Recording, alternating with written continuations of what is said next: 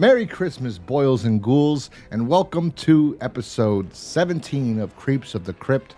I am your host, John, along with my co-host. Brother Alan. Welcome back, guys. Yes, and obviously this is Christmas. This is a Christmas special. It's not a special, it's just a regular episode. But it is Christmas, and I just want to say... Oh, man.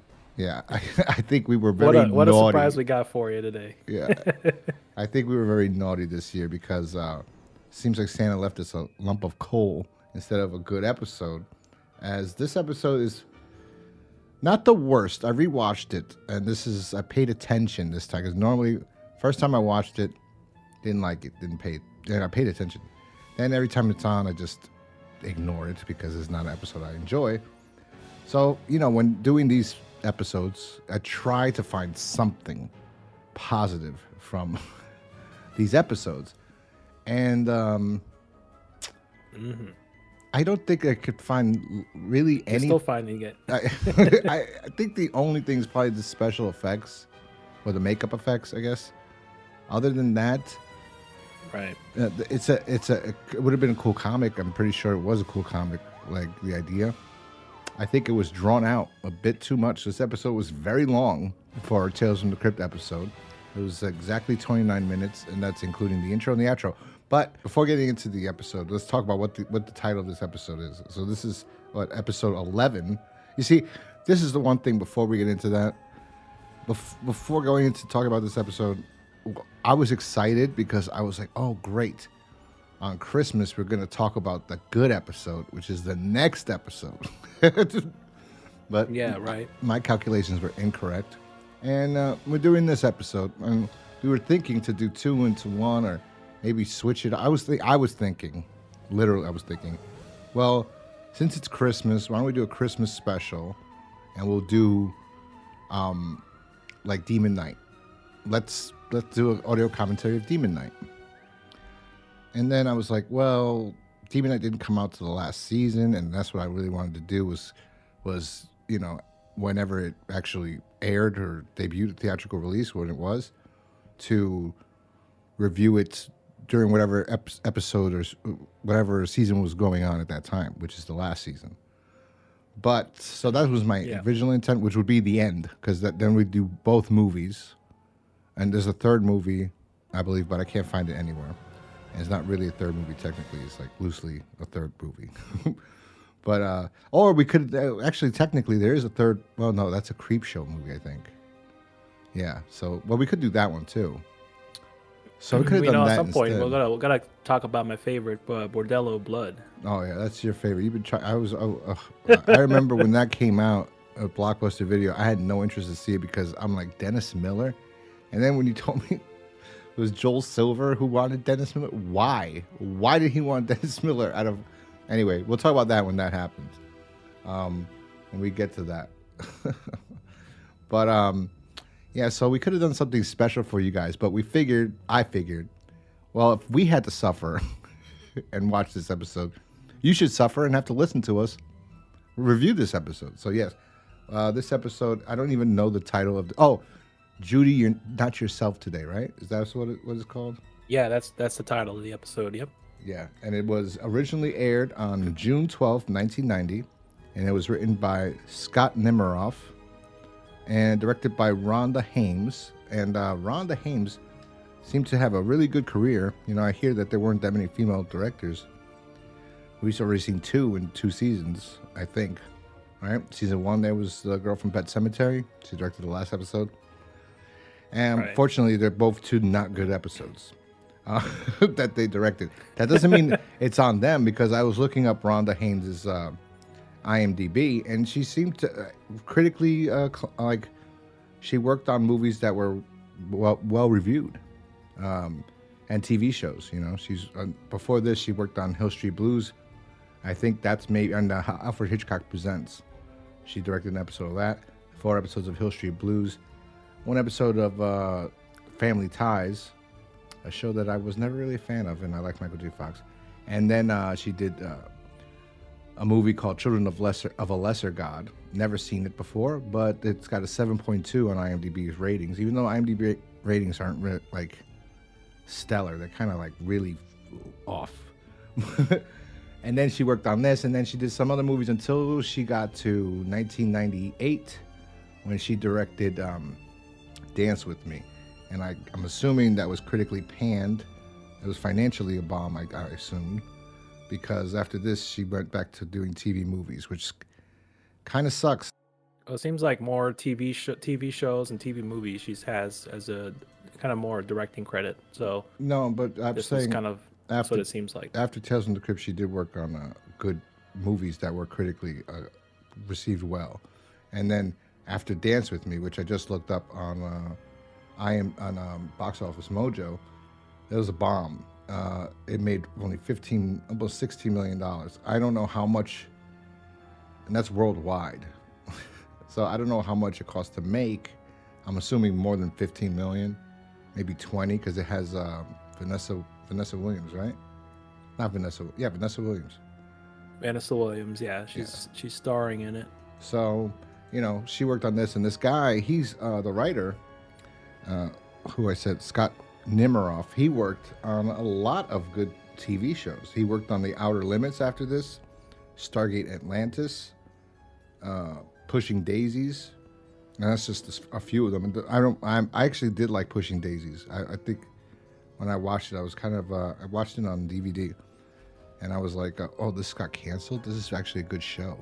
It did kind of suck that show got canceled. I don't remember it at all. Yeah, that's what I heard. It ended too soon. That's what I heard about that show.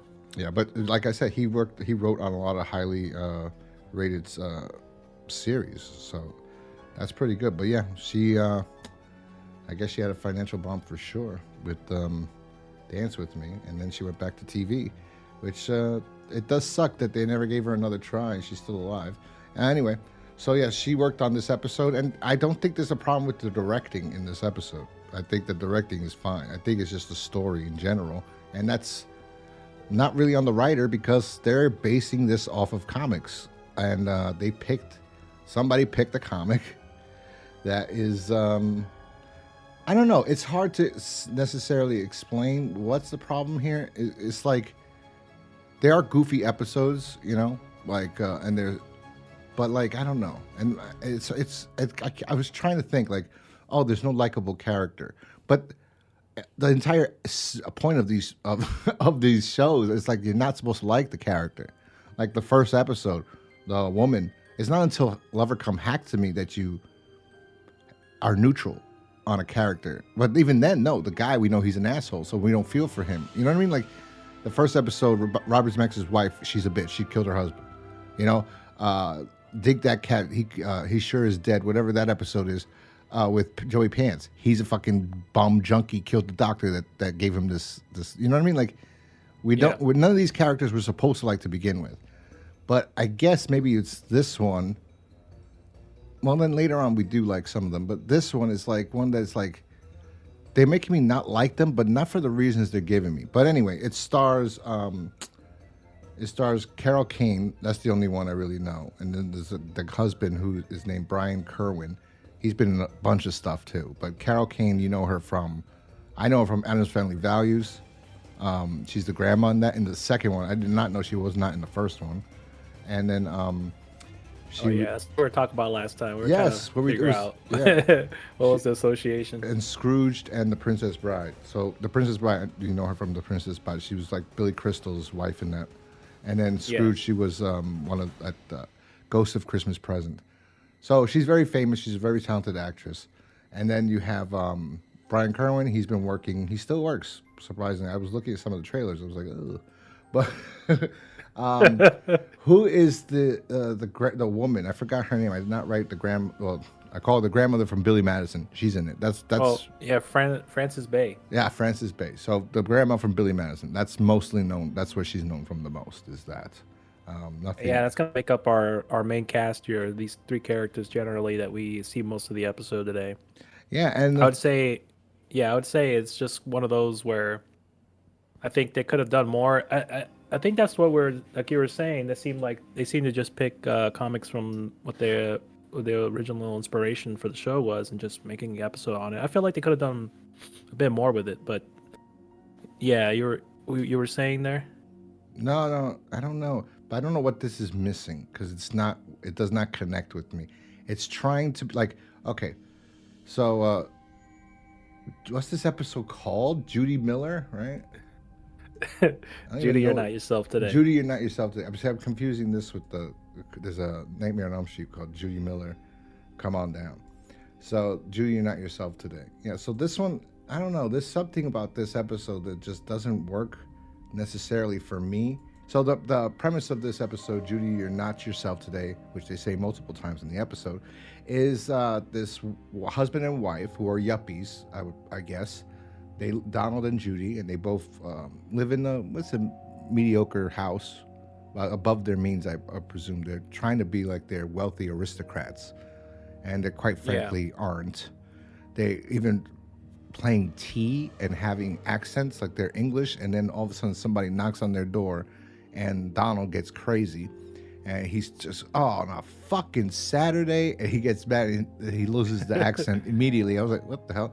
He goes to grab a gun, and he seems to be like this gun fanatic in California who's not like that's not gonna work. Yeah. And then not only that, like later on in the episode, like it's like, wait, if he was a gun fanatic, I mean, whatever. We're not gonna get into real life situations, but people that we'll talk about that too. That scene. Yeah, I was like, people that they know their weapon. They go to the shooting range. They know the laws. Whatever.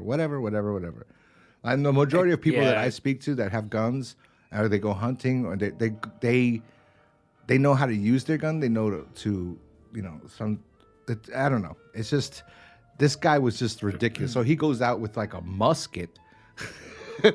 A rifle, but it looked like a musket, and it was a rifle or shotgun. Yeah, one of those Elmer Fudd guns. That's what, I don't know. Yeah, so I think it was a shotgun actually. So then he goes a double barrel shotgun. So then he goes to the front door, and it's a guy talking about like he's there for gun restrictions or whatever. Like he's trying to get signatures for gun restrictions in California, and the guy Donald points the gun at him and goes, "What's that?"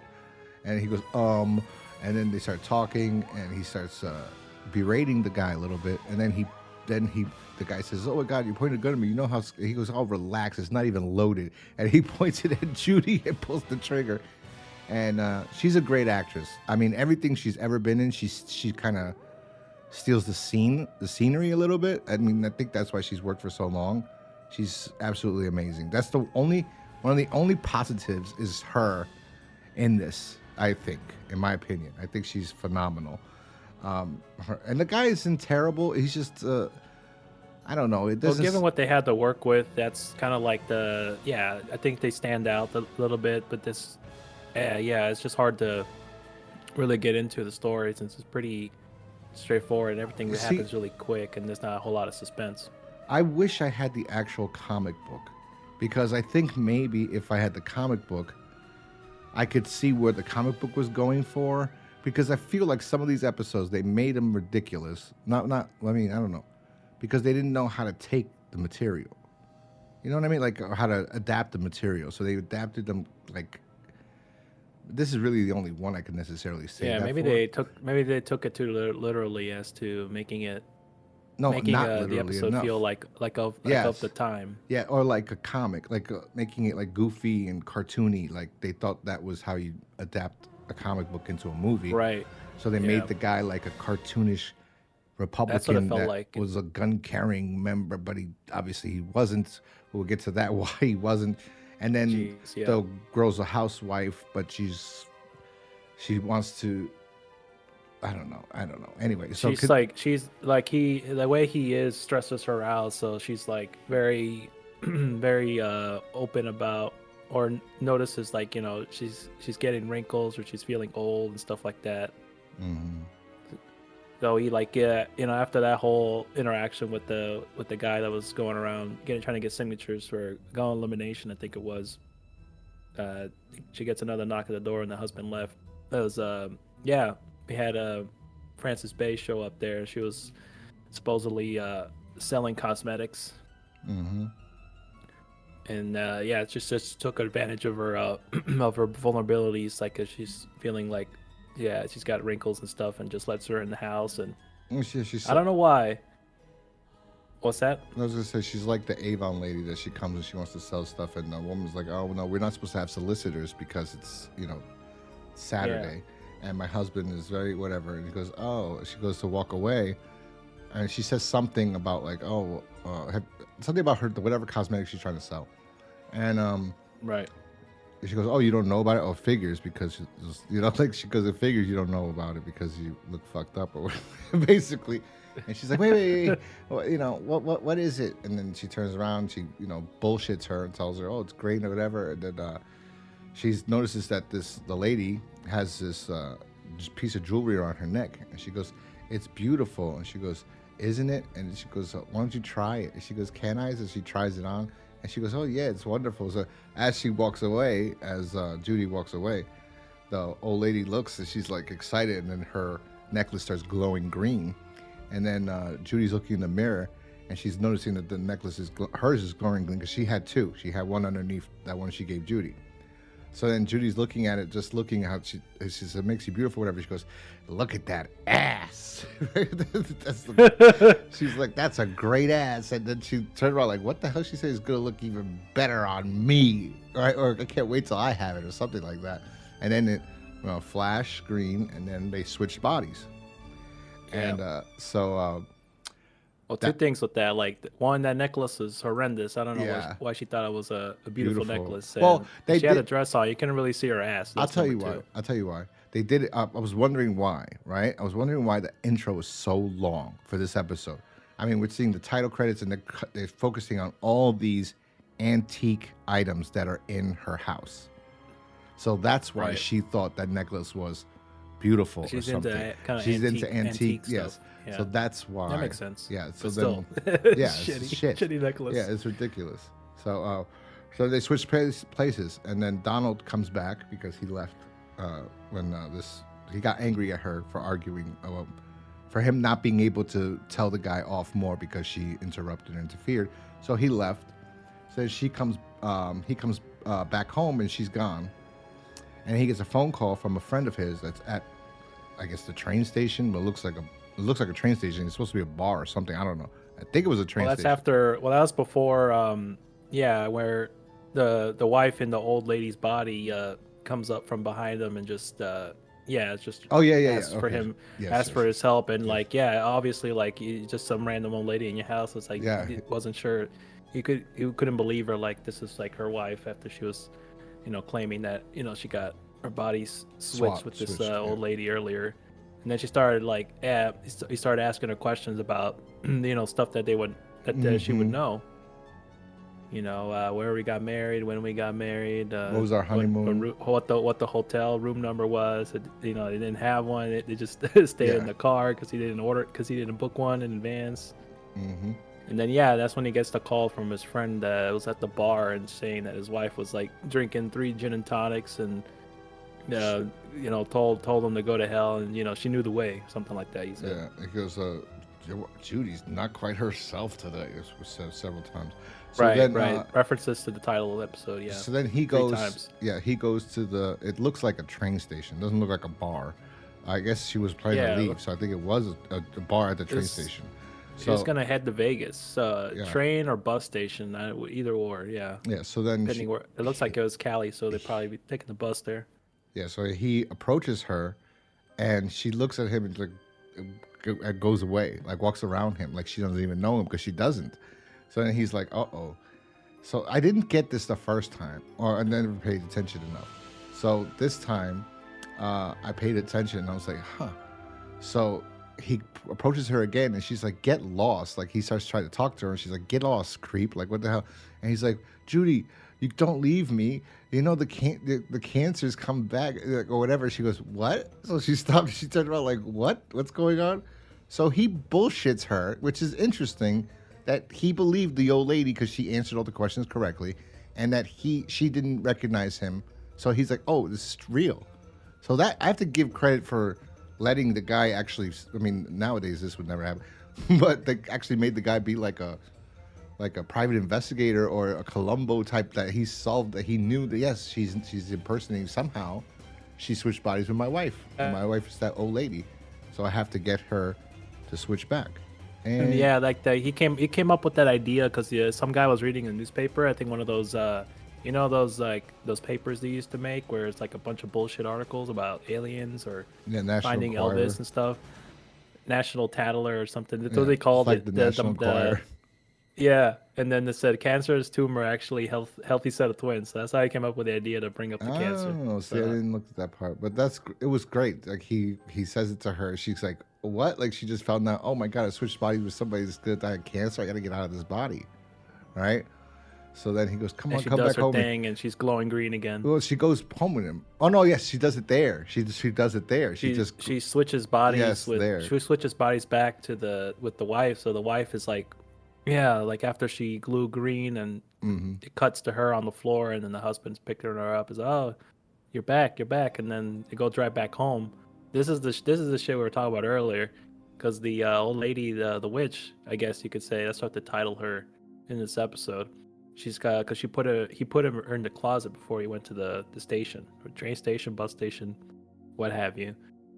And then he pulls out his pistol, and then he just starts shooting bullets blank. Like he's not even looking. He's one-handed. Yeah, Like shoot. it's like this guy is supposed to be a gun owner. Like I think this is one of those where, just like how they were trying to be coming off aristocratic. I mean, this guy doesn't know how to fucking No, use a yeah. weapon. So So it's, he's just like he wants to be this guy he just shoots aimlessly.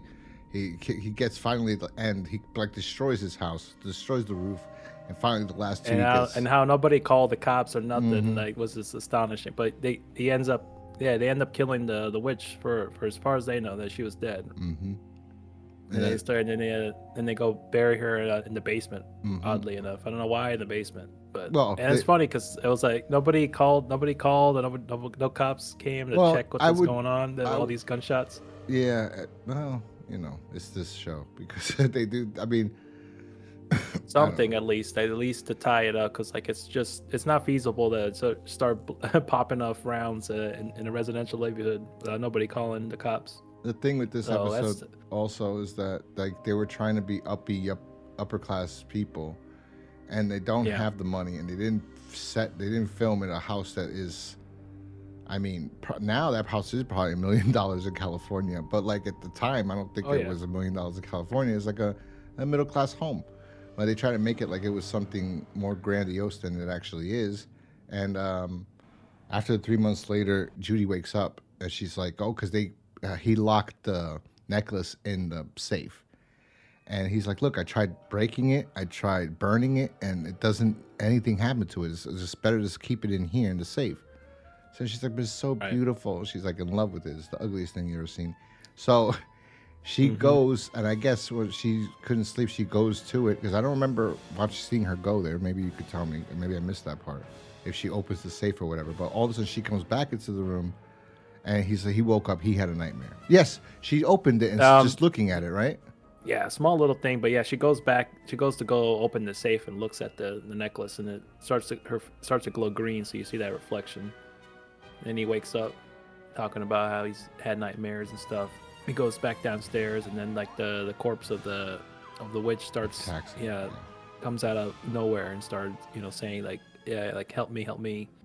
It seemed like there might have been a switcheroo that happened again. Yeah, and then And he does. And yeah, the then wife she comes comes down, downstairs yeah, again. like ready to leave, and then she's like, "Oh," like she's like startled that the corpse is there, right? He's pretending, and then he, he goes because she had to she just couldn't leave that fucking jewelry. She needed it so badly. And this is another point that he's shooting like an asshole aimlessly. Yet he opens the cabinet in his house like a madman. He's going crazy looking for a gun, right, to kill her. And he pulls Yeah. the cabinet to his drawer, and in there's fucking targets that he went to the shooting range. So why would he have targets if he went to the shooting range if he shoots like shit? I get it, cartoonish, like make him cartoony, stupid, funny. I want to be rich because he's also wearing like this, like Chester Cheeto style fucking Yeah, also robe, weird pajamas he had on. pajama, yeah. And then she comes down ready to leave with a suitcase and a hat, and then she screams like when she sees that old lady. He's like, "No, she switched bodies again. It's me. I'm your wife." And then the witch, which is in Judy, is like, "Honey, Donald, it's me." And then that will say the special effects to make her look old and decrepit is fantastic. They have great people working for them. That was a solid part of this episode, I will say. Yeah, Yeah, because very good, spot on the makeup. only time I think the makeup was garbage so far in the series is the first season, the last episode with the cadaver. That looked horrible. But Yeah, that's you know, pretty bad. every time, even the worst one, even the sacrifice with the zombie, that was the only cool part, was that zombie. But it was a mediocre zombie, but that was the only interesting part about it. So then he pulls a trick and he goes, Judy, he throws his keys, go pull up the Jag. This is gonna get messy. So then the witch grabs the keys, which is young Judy now, and runs out the door. And he goes, Judy, we don't have a Jag yet. Yeah. Yes, because, you know, they're gonna have money. And then he grabs her, they struggle. I thought he was gonna get shot, and no, he shoots her. And then she's like, "Your wish is my command." And she switches bodies again, which would kill her, the witch. And I guess she's like, "Whatever, you're gonna lose your wife too." And the wife comes back, Judy's back in her body, but she's dying because she was just shot in the stomach. And Yeah. he starts I crying. didn't even see what happened to the witch. It just disappeared. Just disappeared. That's she just died. She just disappeared. I she mean, was just a corpse. unless she's in the necklace or something, because they don't explain what the necklace is or I don't anything. know. Unless she was alive under there the whole time, and somehow the lure or the power of the necklace just drew her to put it on. I guess, I don't know. You know, they spend so much time on other things. I mean, you would think. I was thinking, oh, at least they spent some money. They didn't spend any money. It's 2 locations again. It's the house and the train station or the bar, whatever that is. It was the same. That's about it. Yeah, and then that's it. That is it. There was the 2 interior shots and 1 exterior shot driving home. That's it. So, you know, might have just been a filler. Filler episode, I guess. I don't know. They didn't seem to have a budget here on this one. Directed competently. I don't see anything. You know, there was nothing terribly wrong. It's acted well. It's directed decently. It's just the story was kind of, it was just kind of nothing. It just things happen really quick. They didn't get a whole lot of anything. A whole lot of delving into these characters. It's just not kind of know them from the surface and ding, and then she's dying and he dies in his arms, and then he starts speaking in an English accent again, and then starts referencing James Bond, and then that's the end of the episode. I wasn't a big fan of this one. Is it the worst? No, not this season, because we still got there's a pretty bad one later on. I'd say I liked the Terry Hatcher episode more than this. I was just gonna say that, but then I was like, wait a second. I think I rated. I don't know what I rated. I gotta be fair. I gotta be fair about it. I just think it was just. They could have done a little bit more. I'm not sure what. This is what needed something else. This is what I think. I think I was on medication, so I think the fact that you didn't get anything with Terry Hatcher at her, that's just Terry. This is I don't know. This is HBO. This is fair back points. 89-90, and this is Terry Hatcher at her prime, and you got her in this and nothing, right? And then the guy is a terrible actor who's playing the love interest. He's horrible. And then you got Miguel Ferraro, who's amazing. Such a great. Even in that episode, he was the only shining light. And then we have the best part. This episode where, I mean, she steals this because she's just it's again one actress that steals the movie, right? The episode. And then, but there's nothing else here. I mean, it's a witch episode where they switch, but it's a boring episode in general. It's just a boring episode. And there's no irony. There's nothing. And it ended there's nothing there. It's just it just ends. She wasn't so terrible. Again, this is what the point I was getting to earlier with the bad people. But she wasn't that. If he would have got shot, okay. If he would have died, okay. And then she gets stuck as being the old witch okay, that works better. But he just gets to live, and she dies, and she wasn't even that bad of a person at all. Like, she's not. They both weren't really. They were just a little bit over their heads, I guess, with their own delusions of like how they feel like they're living the big life or their aspirations, I guess. But this was one of the rare ones where there wasn't really any morally bad people, I guess, that were the stars or the headliners of the episode. Really, Well, that's Carol like Kane been the was theme at funny. least. It's kind of been the theme of the show at least a little bit. Not to hold it against it, but there's just nothing. There was nothing there for me that I would really watch this episode again, other than just to review it. Yeah, I would not. I don't remember never what I watched it. gave the Terry Hatcher episode, but I feel like I got to give it at least a score lower than that, or at least well, you want to get into the scoring on this? Or? Yeah, because this episode's garbage. This is Merry Christmas. This is a short episode of the podcast. It's the shortest episode we have because it's really. I mean, it's not. It's just a skippable episode. There's really nothing here. I mean, I'm trying to. Yeah. Besides the special makeup effects on making her a zombie, that's it. That's the only decent thing about it. It's just boring. Carol King steals the scene, but I mean, you know, the guy's not a comedic actor. He's acting all. I don't know if they said, oh, act all. You know, it's a comic book. Just just like he tried looking for what is my character arc? I don't understand. What's my character's motives? What did he do for a living? It's just like, dude, it's just a comic book. Like just. So then he's like, oh, Just goofy, exaggerated oh, shoot here, First Amendment guy. Yeah, Or Second Amendment guy. Yes, let me shoot the ceiling and then here, and I don't know what I'm doing because I don't know. I was just like, oh, like whatever. Yeah. So what would you give it? Well, I know we gave the thing from the grave 1. Yeah. By the We way, had to it was the listen to thing we said the sacrifice a bunch of times. It was Yeah, the thing from the grave. That's the one. That's Yeah, we mixed them up. the Yeah, worst the Terry episode we Hatcher ever episode. recorded. Yeah, that's and the worst episode of the season. Well, until now was that one, but now, yeah. So I gave it a 1 that episode, which in hindsight I should give that one a higher score, technically. Yeah, thinking about it, I might have to revise it from a 1 to 1.5, and Yeah. then this one to a 1 that we watched. I can't be too harsh on it. But I'm being honest about it though. It's not one I would rewatch again. Never. It's I never want to rewatch. Yeah, this. it's a 1 out of 5 at best. Yeah, for I sure. give it a 1 also, but it's because like. No, it's probably the yeah. It's a 1. It's the same level. It's about the same. It's the same, really. Best thing about that one was Miguel Ferrara. The best thing about this one's Carol Kane. That's it. That's all they had going for it. And True. you know, So I think it's fair to say they're about the same level. and this director actually is worse for the thing from the grave because this director isn't a horror director. She directed a few episodes of Alfred Hitchcock Presents, which are more like thrillers. Like you know what I mean, like. It's not a horror show, so she directs this, which isn't even horror anyway. I don't know what this is, to be honest. It's just like they just said, listen, just do this. They just, I don't know. She's one. I don't know. And then the thing from the grave, Fred Decker directed. So I mean, he's got some experience. in this Yeah, so genre, it's at least. worse. That one's worse for that as too because you have accomplished director that worked on good horror movies. I mean, I've never seen Monster Squad, so that's going to be interesting when I watch that. Because I really have never seen that. I've heard about it forever, but I've seen Night of the Creeps, and I think he's got another movie. I saw that and then whatever.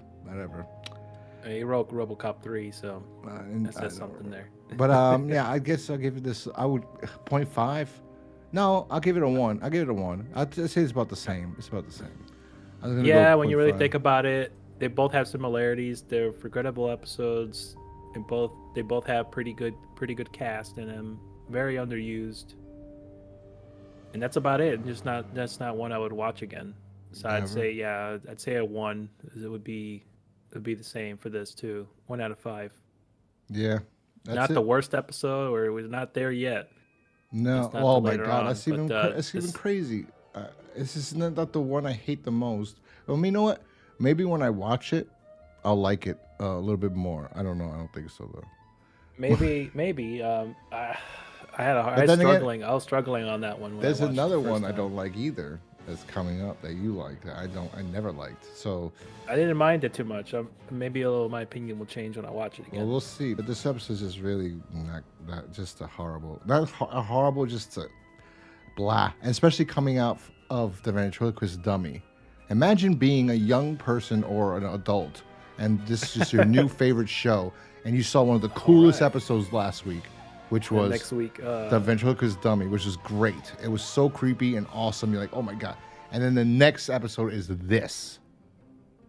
I mean, this shouldn't even... I don't know.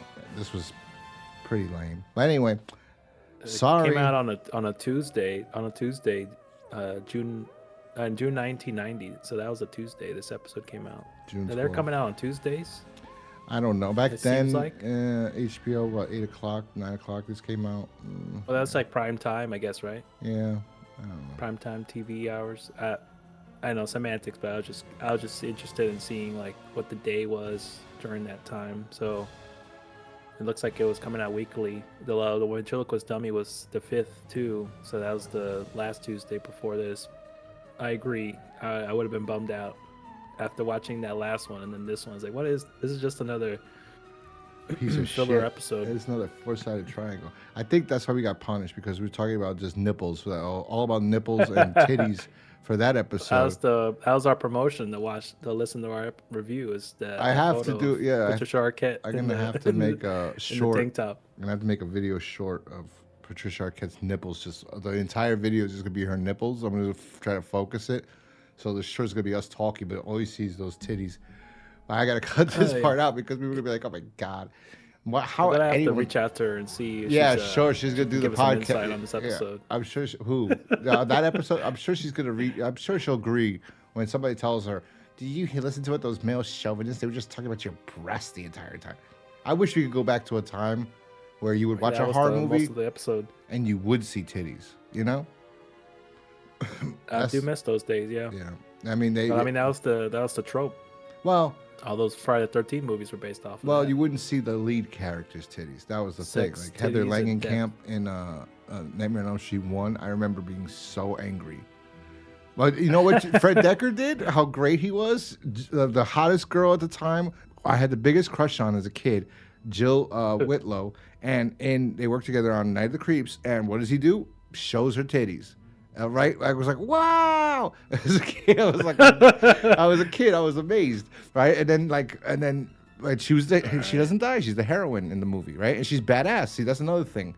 People like to talk about, whatever. In horror movies, the female is always a badass. It's always been that way since I don't know when it was started. It was probably after. I don't know when it started. It was probably after Halloween because Jamie Lee Curtis is the Alien. worst. No, she sucks ass. She survives by miracle. By sticking a hanger in Michael's eye, she's managed to survive. But I think it was like Nightmare on Elm Street, kind of, or Friday the 13th. That's the one where the girl kills the mother, and then the girl's always always kills Jason. So it's like, okay, the women are the badasses. They're the ones that are always going to survive or overcome the horror villains. Maybe it was kind of like Jamie Lee, where she really sucked ass. She stuck a threading needle. I think she stuck a threading needle in his neck in the first one, and he managed to come back and attack her. And then she ran up the stairs instead of going out the front door. Oh no, I don't even remember. They fought several times, right? Well, she was resilient, so you gotta give her that. I don't want to keep going about Halloween. But anyway, Halloween's better than this. So anyway, that's our episode, guys. Merry Christmas. Have a happy New Year, because we won't be seeing you for the New Year. I'm sorry this episode was short, but hey, it probably benefited you not having to listen to us talk shit or ramble as we normally do for a long time. I think you guys should definitely go check out, if you're listening, to the people who listen for 20 minutes, if you're out there, definitely go check out Creeps. Check out GhostCrusadersMerch.com. Pick up a t-shirt. There's a lot of cool ones out there. It helps us out. It really does. Nobody's buying any, but it does help us out. And you can follow us on X at the sirens. You can follow us on X at Creeps of Crypt at X. Yeah, that's it. That's all I got to promote. You want to promote anything? Yeah, you can follow me on Twitter /X under Splinter47. So you can follow me there. Yeah, and that's about it. That's all I got to promote on that end. So, Merry Christmas, you filthy animals. All right, guys, have a happy New Year. Please drink responsibly. If you're gonna go get extremely drunk for the New Year's, just make sure not to drive. Have somebody else drive. Take a Uber or a Lyft. And yeah, we will see you next year when we review one of the better episodes of Tales from the Crypt of this season. Yeah, we will talk to you guys next time. Peace. Peace.